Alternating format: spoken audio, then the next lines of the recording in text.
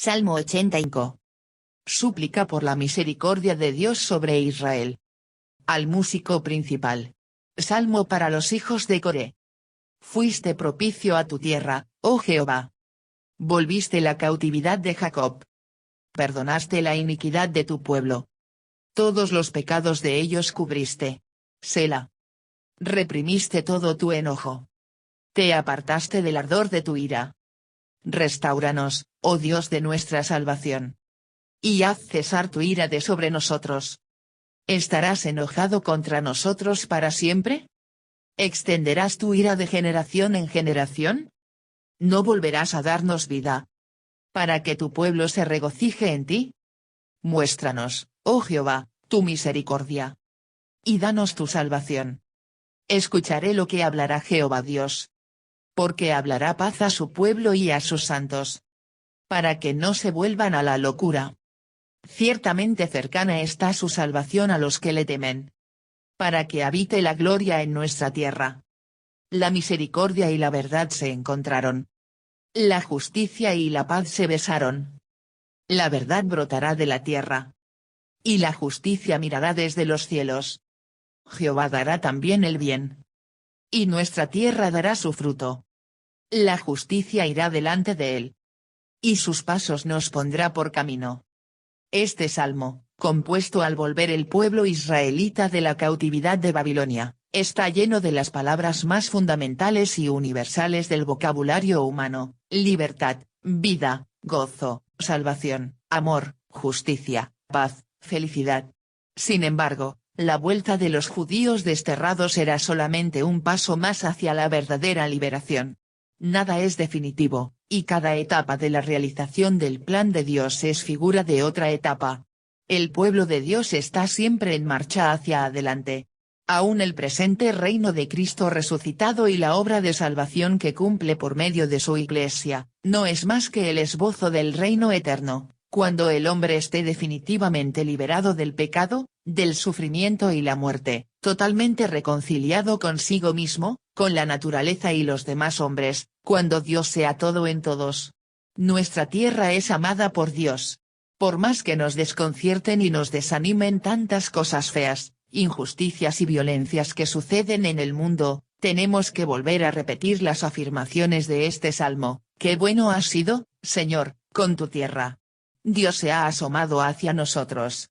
La salvación viene de Dios, pero se realiza por un hombre en carne y hueso, Cristo, acogido libremente por una mujer en nombre de toda la humanidad. Desde la encarnación no se puede creer en Dios sin tener confianza en el hombre, no se puede amar a Dios sin amar al hombre y a todo lo que se relaciona con la vida del hombre. Orando por avivamiento y restauración. Este salmo tiene por título, al músico principal. Salmo para los hijos de Coré. Como varios salmos, este de alguna manera parece ser del periodo del retorno de Israel del exilio, pero en otras maneras no parece que habla de eso. McLaren nota: el libro de Nehemías provee precisamente tal trasfondo de manera a este salmo. En verdad que una parte de la nación ha regresado, pero llegan a una ciudad arruinada, un templo caído, y una tierra de lamento, donde estaban rodeados por enemigos celosos y poderosos. Aun si pertenecía a un periodo temprano, tal como al final del reinado de Saúl, el pueblo de Dios se halló a sí mismo en este lugar de tiempo en tiempo, y este hermoso salmo es apropiado. A. Gratitud por el favor y restauración.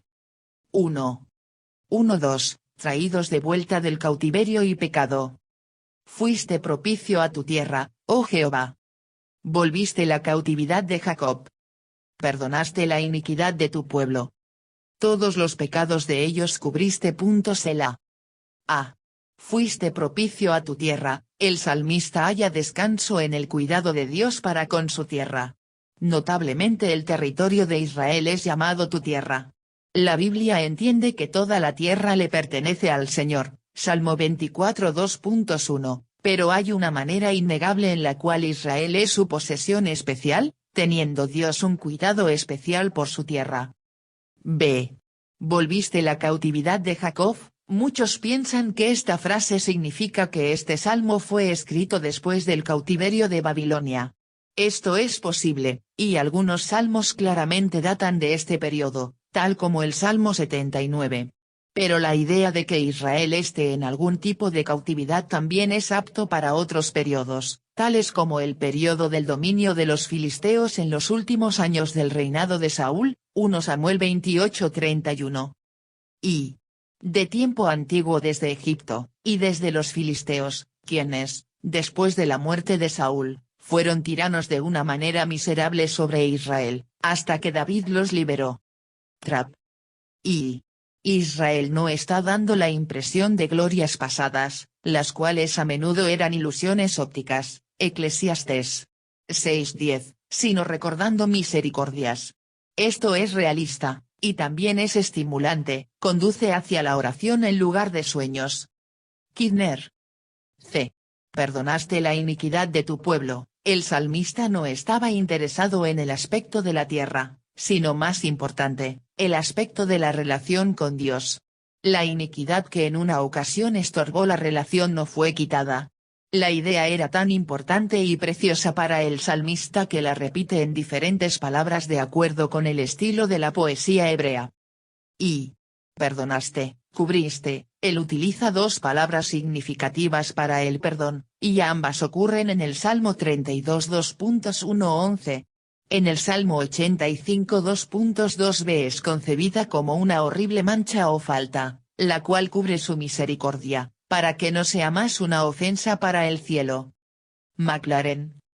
Y perdonaste la iniquidad, has cargado, o has quitado, la iniquidad. Una alusión a la ceremonia del chivo expiatorio. Clarke. Y todos los pecados, todos ellos, cada mancha, cada arruga, el velo del amor lo ha cubierto todo. El pecado ha sido de una manera divina quitado de la vista. Spurgeon. 2.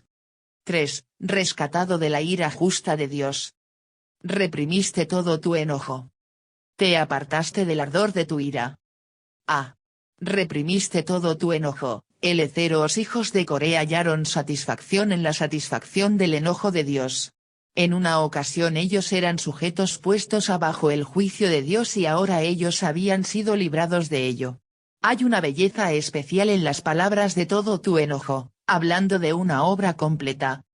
Y, como en el versículo anterior, todos los pecados de ellos cubriste, esto mira hacia la obra completa de Jesús en la cruz, donde él satisfizo el requerimiento de toda la justicia de Dios con un sacrificio de una sola vez. Hebreos 7 2.27,9 2.12,10 2.10.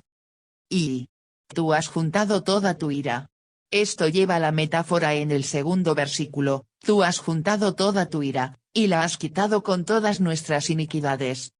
Clarke. Y uno de los lenguajes más fuertes sobre la salvación en la Escritura está presente en estos versículos. Cubiertos sus pecados describe lo que significa el hacer expiación. Poner de lado tu enojo es lo que quiere decir por la palabra propiciación. Boice. B. Te apartaste del ardor de tu ira. Hay una gran gratitud en saber que la ira de Dios ha pasado. Esto es especialmente verdad al considerar el ardor de su ira. B. La oración por el favor y restauración constante. 1. 4-5. Una oración por la restauración. Restáuranos, oh Dios de nuestra salvación. Y haz cesar tu ira de sobre nosotros. ¿Estarás enojado contra nosotros para siempre? ¿Extenderás tu ira de generación en generación? A. Restáuranos, oh Dios de nuestra salvación. El salmo comenzó dando gracias a Dios por el regreso y la restauración. A la luz de la bondad pasada el salmista ahora oraba por esta restauración presente para que así siguiera constante. B. ¿Estarás enojado contra nosotros para siempre? El Salmo 85 2.3 le da gracias a Dios por hacer volver el ardor de su ira. Esa obra en el pasado es la base de esta oración, Señor hazlo otra vez. 2. 6-7, una oración por avivamiento. ¿No volverás a darnos vida para que tu pueblo se regocije en ti? Muéstranos, oh Jehová, tu misericordia. Y danos tu salvación. A. ¿No volverás a darnos vida? Esta es una oración sencilla y maravillosa por avivamiento. Reconoce que el avivamiento no es hecho por el hombre, sino que es dado por Dios. Pero también reconoce que uno puede y debiera de orar por avivamiento, y orar con una expectativa piadosa de fe. Y esta oración por avivamiento implica que el pueblo estuvo vivo en una ocasión, que murió en un sentido espiritual, y que ahora necesita obtener de nuevo esa vida espiritual. Esto es lo que la Iglesia casi siempre necesita, y es como llega el avivamiento. Pensamos en los avivamientos como ser un movimiento de Dios en el mundo para que los incrédulos que no van a las iglesias vengan a Cristo. Pero los avivamientos no empiezan en el mundo. Estos empiezan en la Iglesia, ya que es la Iglesia la cual necesita vida de nuevo. Boyce. Y el contexto nos dice cuándo orar por avivamiento. Punto centrado. Debemos de orar por avivamiento cuando recordamos las grandes cosas que Dios ha hecho en el pasado, como en el Salmo 85 2.13. Punto centrado. Debemos de orar por avivamiento cuando sentimos que estamos bajo una nube de desagrado divino o en una evidente falta de bendición como en el Salmo 85 2.45. Y al orar por avivamiento ora por el pastor. Pídele a Dios que personalmente le avive, que le fortaleza en contra de la tentación y desánimo, y para que sea lleno de fe. Pídele a Dios que bendiga la obra del pastor con un gran poder espiritual. Punto centrado. James Grady es un ejemplo de un hombre que hizo lo más que pudo para hacer que su congregación orara por él. Él era el hombre tan feo que atraía atención. Grady llegó hacia las montañas Allegheny para ministrar en la frontera de Kentucky. Él tenía 3 pequeñas cajas con forma de iglesias presbiterianas. Él describió la obra durante el invierno de 1799 como la mayor parte en llanto y lamento con el pueblo de Dios. Él promovió un concierto de oración de una vez al mes con las otras iglesias, pero él le pidió a su pueblo que orara por él cuando el sol se metiera en el sábado por media hora y cuando saliera el sol el domingo por media hora. Grady no era un espécimen como predicador, él tenía una voz fea y las personas se daban cuenta rápidamente de sus malos gestos al predicar. Pero en 1800 llegó una inundación de bendición, con reuniones tan grandes de hasta 25,000 personas. Y, al orar por avivamiento, ora por la congregación. Ora por un gran derramamiento del Espíritu Santo sobre la congregación, no solamente por el predicador. Al orar por avivamiento ora por las otras iglesias en tu comunidad. Al orar por avivamiento ora por la comunidad en general, que Jesús responda a la promesa de Juan 16 2.78, enviando al Espíritu Santo para convencer al mundo de pecado. Para que tu pueblo se regocije en ti, el orar por avivamiento significa orar para que la obra de Dios entre su pueblo pueda ocasionarles que hallen su regocijo en nada más que en él. Así que oramos. Punto centrado. Ora por una plena confianza, sabiendo que Dios puede avivar. Punto centrado. Ora con gran denuedo, rogándole a Dios por avivamiento. Punto centrado. Ora con gran humildad, deseando la gloria y alabanza de Dios. Y la palabra ante nosotros nos enseñan que la gratitud tiene un ojo por el dador, más allá de todo don, tu pueblo se puede regocijar en ti. Aquellos que fueron avivados se regocijarán, no solamente en la vida nueva, sino en el Señor, quien fue el autor de ello. Spurgeon.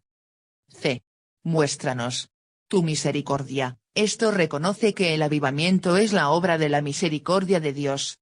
No es ganada ni es merecida. Dios por su gracia nos da verdadero avivamiento. Y danos tu salvación. El verdadero avivamiento demuestra que la salvación es la obra de Dios. Jonás vio una gran obra de avivamiento en Nínive, fluyendo de su abrazo del gran principio. La salvación es del Señor, Jonás 2.9. Confianza en la respuesta de Dios. 1:8-9, escuchando la palabra de paz de Dios.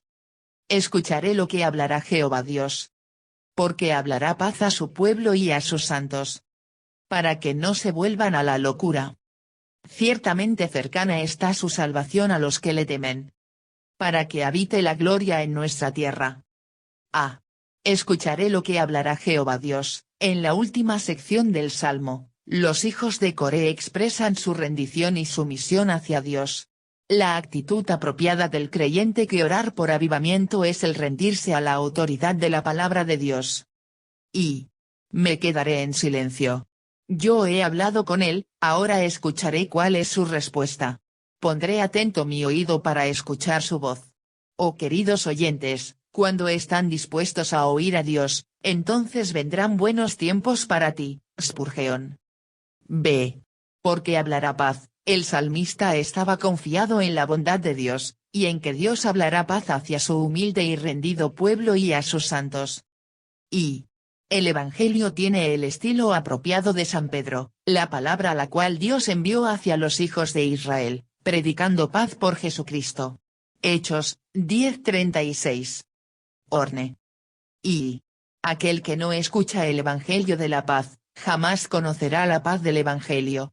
Si no escuchas al Espíritu Santo cuando te advierte de tu pecado, tampoco escucharás de él la paz revelada a través del perdón. Spurgeon.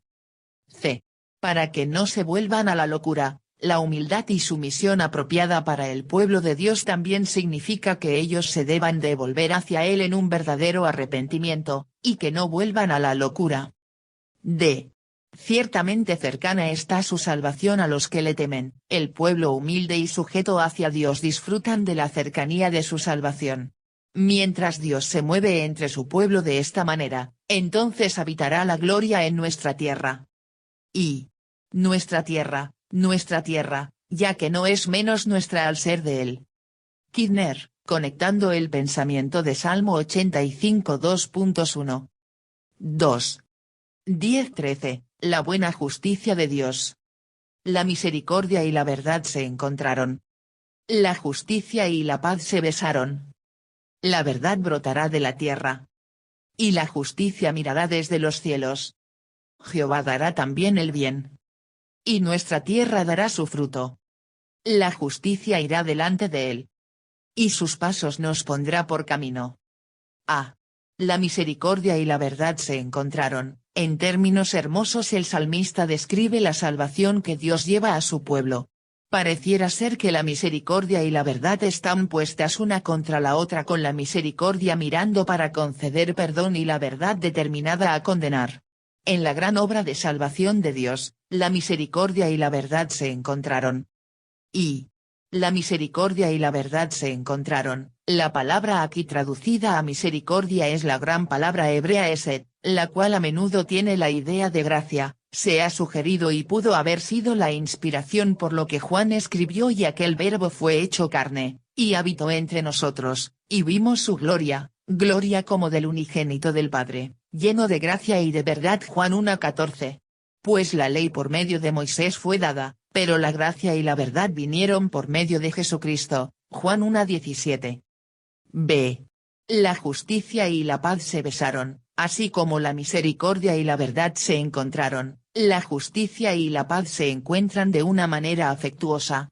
Pareciera ser que la justicia me condenaría y prevendría de encontrarnos con el Shalom, paz, de Dios.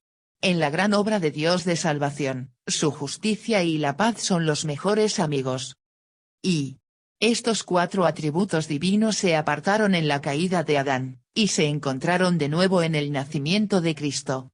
Misericordia estaba siempre inclinada a salvar al hombre, y la paz no podía ser su enemigo, pero la verdad exigía el llevar a cabo la amenaza de Dios. El alma que ha pecado, morirá, y la justicia solamente podía darle a todos lo que merecían. Orne. Y ahora, ¿dónde se encontraron estos? En Cristo Jesús, cuando se reconciliaron. Cuando derramó su vida en el Calvario. Clarke. Y Pablo expresó esta idea en Romanos 3:26, a fin de que Él sea el justo, y el que justifica al que es de la fe de Jesús. En la cruz Dios demostró su justicia al ofrecer al hombre justificación, un veredicto legal de no culpable, mientras que permaneció completamente justo, porque la pena justa del pecado había sido pagada en la cruz. Es fácil el ver cómo Dios pudo ser solamente justo, al simplemente enviar a cada culpable pecador al infierno. Solamente Dios podía hallar una manera para ser ambos, justo y el que justifica a aquel que tiene fe en Jesús. Pero la respuesta llegó con claridad y satisfacción cuando el Hacedor del hombre tomó en sí mismo nuestro pecado y dio a la justicia lo que se le debía. Ahora ve esa mezcla perfecta de los atributos divinos. Meyer. C. La verdad brotará de la tierra, y la justicia mirará desde los cielos. Dios derrama su verdad y justicia. Estos parecen brotar de la misma creación. De manera profética podríamos decir que esto no se refiere únicamente a la reconciliación que inició en la cruz, sino también en vista de su compleción hacia el final del siglo, cuando también la creación misma será libertada de la esclavitud de corrupción, a la libertad gloriosa de los hijos de Dios. Romanos 8:21. El diablo es el gran desorganizador.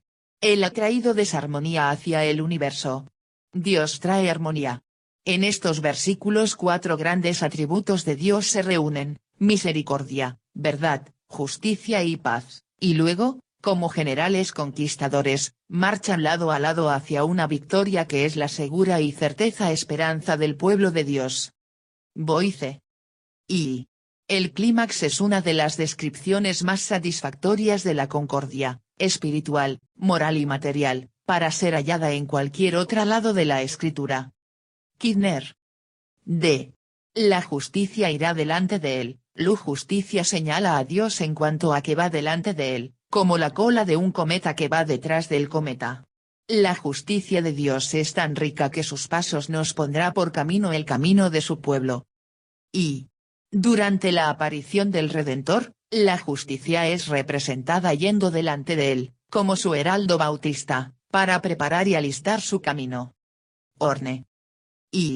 El salmista comenzó con una reflexión en los hechos de salvación pasados de Dios y deja una esperanza canónica en la progresión de la redención, mientras que la justicia de Dios avanza su reino. Van Gemeren. Y sus pasos nos pondrá por camino. La marcha de justicia de Dios dejará un camino por el cual su pueblo seguirán con alegría. Spurgeon.